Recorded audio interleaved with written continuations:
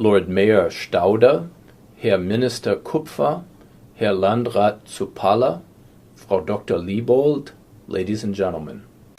First of all, very special greetings to the veterans and the veteran family members who are here with us today.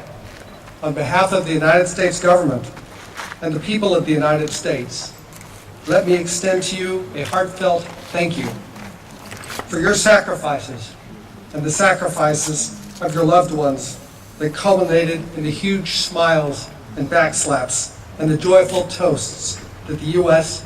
and Soviet soldiers exchanged here 65 years ago today. Thank you very much. Today we commemorate one of the most symbolic events of the 20th century, the meeting of the Soviet and American armies on the Elbe River on April 25, 1945. The meeting of the two armies cut Germany in half and sealed the fate of Adolf Hitler's 12-year reign of tyranny, and symbolized the end of the most terrible war in history. Berlin had yet to be captured. Fighting was still going on, and, tragically, people were still dying. Still, the unconditional capitulation of the Third Reich was now a certainty.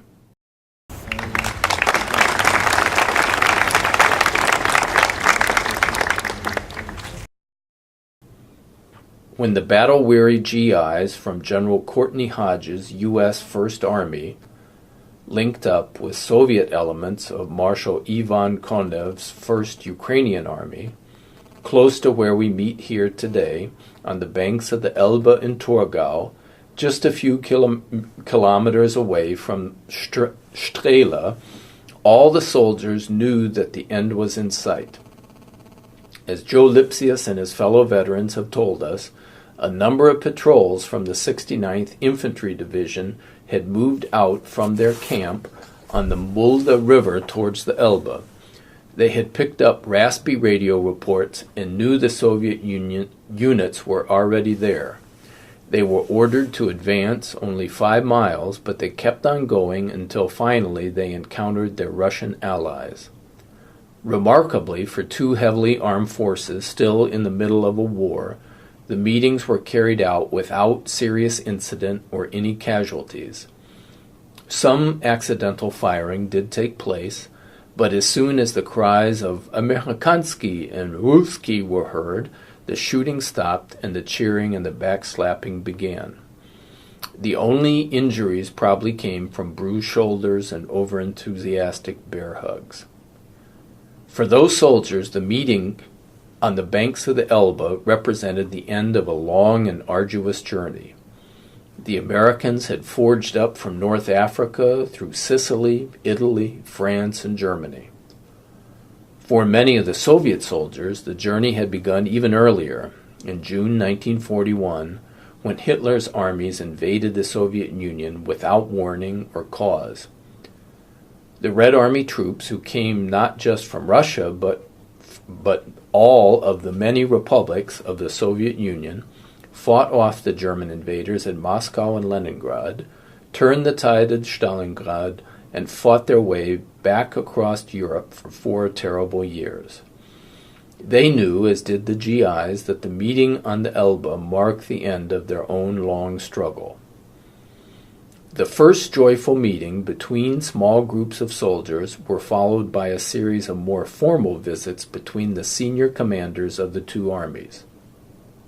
But in the end, there was no more powerful symbol of the mutual efforts of the Allies than the simple, heartfelt meetings between soldiers at the end of a terrible war that had killed 40 million people and displaced another 20 million and left Europe divided and in ruins. The famous photo of Americans and Russians shaking hands on the bridge in Torgau is a symbol of Allied success in bringing an end to both the war and to the Nazi regime.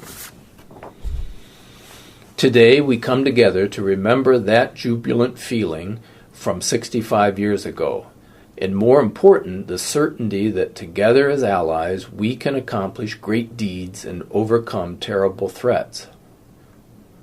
Although the Cold War separated us for a time, today we are together on a path of cooperation in recognition of our joint role not only in Europe but in the world. A dramatic example of this is the START agreement that President Obama and President Medvedev signed just over 2 weeks ago in Prague.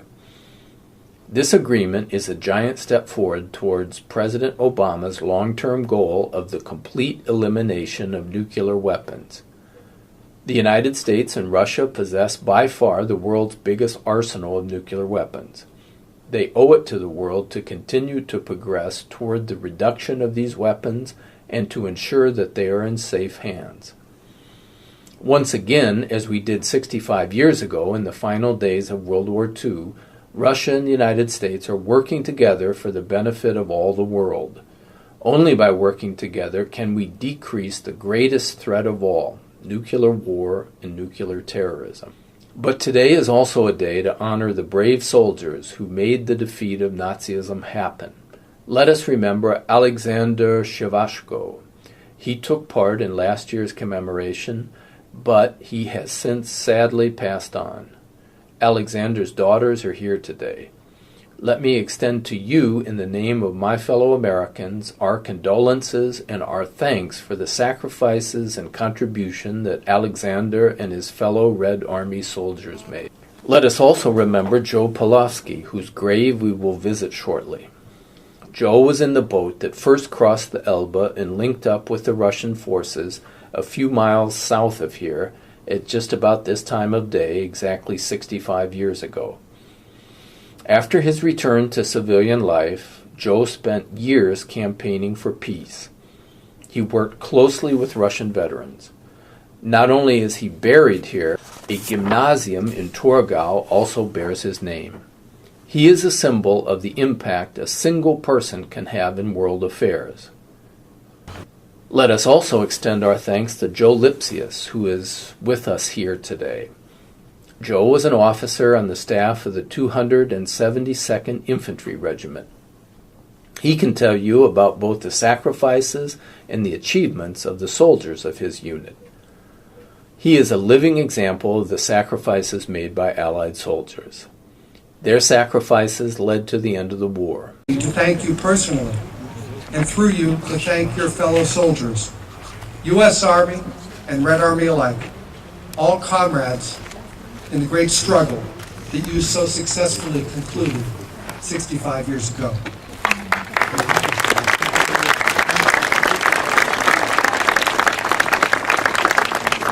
It was also, however, a victory for Germany, which you liberated from Adolf Hitler's dictatorship. It was a job that had to be done, and you did it. Looking to the future, it is clear that the global challenges of the 21st century, terrorism, nuclear proliferation, climate change, hunger, poverty, international crime, global epidemics, the enormous issues which we all face, will require unity of purpose and commitment by the world's major nations if solutions are to be found. Today, the United States and Russia and Germany are partners in seeking those solutions. Let us look to the meeting on the Elbe 65 years ago for inspiration as an example of the cooperation and partnership that we so much need in the world today to confront the great challenges of our own time. Thank you.